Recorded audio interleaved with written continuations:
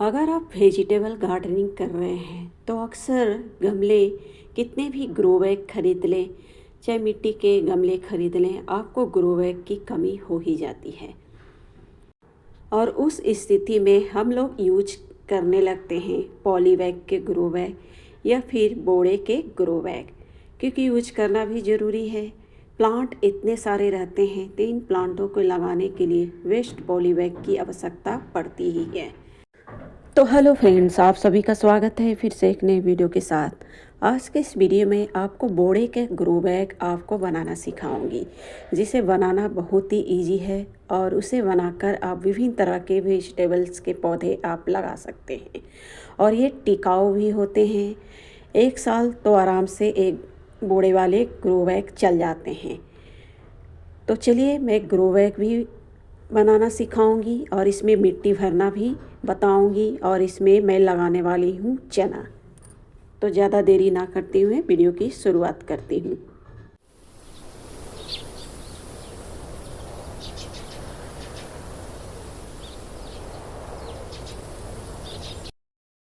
तो सबसे पहले हम कुछ गार्डन ओवरव्यू दिखाते हैं कि कौन कौन से वेजिटेबल हम लगा रखे हैं।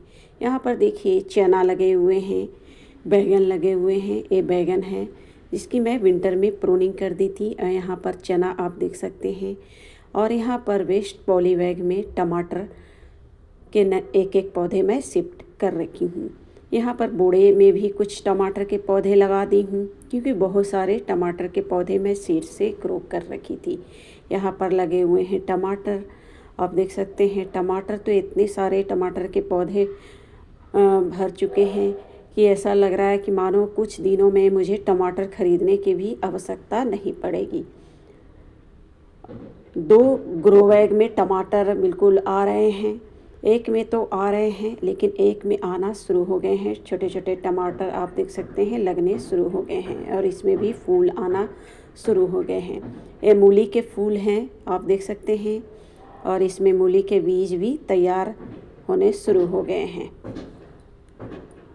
इस तरह से ग्रो बैग तो भर रखी हूँ पौधों से, पॉली बैग को भी नहीं छोड़ी हूँ। देख सकते हैं ग्रो बैग के अलावा पॉली बैग में भी लगे हुए हैं। चना साग लगाई थी, देखिए कितनी अच्छी तरह से ग्रो कर रहे हैं। मटर भी अच्छी तरह से ग्रोथ कर रहे हैं।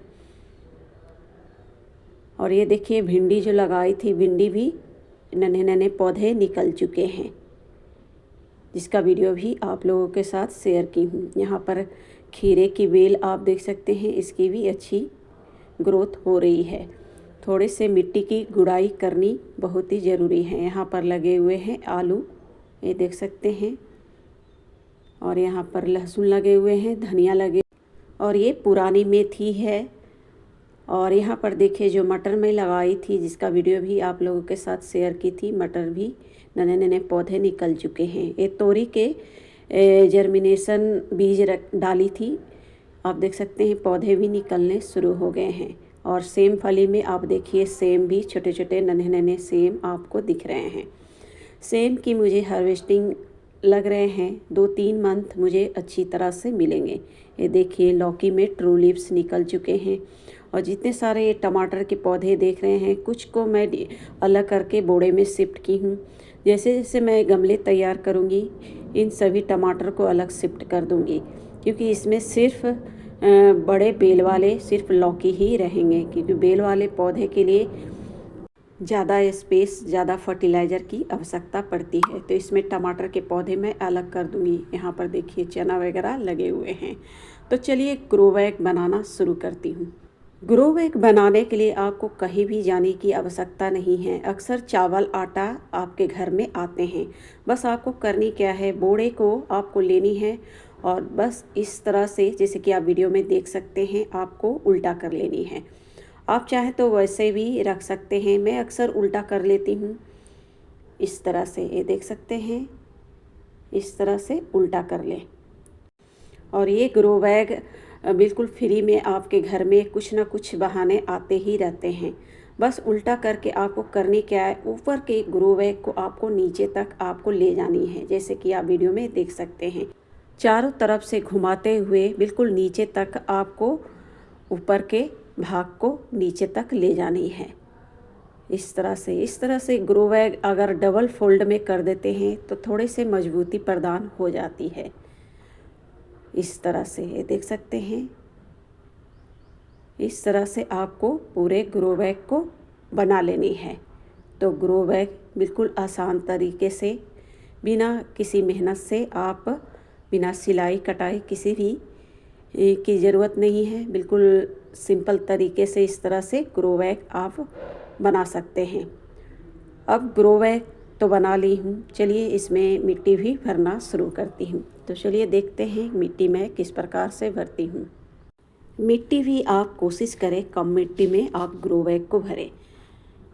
तो सबसे पहले ग्राउंड में थोड़े से एक मुट्ठी मिट्टी डालनी है और ऊपर से आप इस तरह के पेपर वगैरह, कार्डबोर्ड के टुकड़े वगैरह जो भी हो आप डाल सकते हैं। तो यहाँ पर कुछ पुराने कैलेंडर थे, मैं उसे छोटे छोटे टुकड़ों में करके नीचे डाल रखी हूँ। उसके बाद कुछ प्रूनिंग किए हुए गार्डन के जो प्रूनिंग की थी उसके जो कटाई छटाई की थी उसके ब्रांच वगैरह हैं।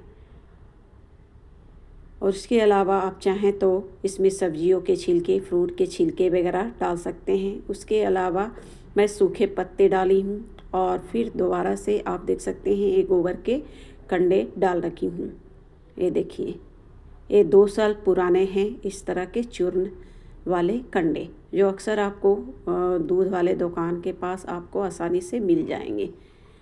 और फिर इस तरह से पूरे ग्रो बैग को आपको भर लेनी है लेयर बाय लेयर, और उसके ऊपर आपको मिट्टी इस तरह से आपको ऊपर तक आपको डाल देनी है इस तरह से। तो पूरे ग्रो बैग को आपको इसी तरह से कम मिट्टी में आपको भर लेनी है। तो यहाँ पर मैं लगा रही हूँ ये चना, अंकुरित चना साग। तो ये अंकुरित चना मैं डाल रही हूँ क्योंकि इससे जर्मिनेशन फास्ट होंगे। तो यहाँ पर ऊपर चना डालकर हल्की मिट्टी से कवर कर दी हूँ इस तरह से। और इसे मैं धूप में ही रखूँगी और इसमें मॉइस्चर बना के रखूँगी। आप देखेंगे कि कुछ दिन में चना साग निकलने शुरू हो जाएंगे।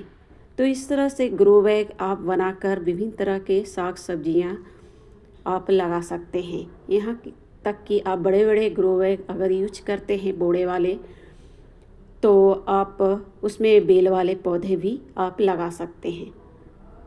तो यहाँ पर देखिए ये चना साग कितनी अच्छी तरह से ग्रो हुए हैं और नीचे खाद भी बन रहे हैं और ऊपर मुझे चना साग की हार्वेस्टिंग भी मिलेगी। तो इस तरह से ग्रो बैग बनाकर आप विभिन्न तरह के साग सब्जियां लगा सकते हैं। तो मिलते हैं फिर नेक्स्ट वीडियो पर, तब तक के लिए धन्यवाद।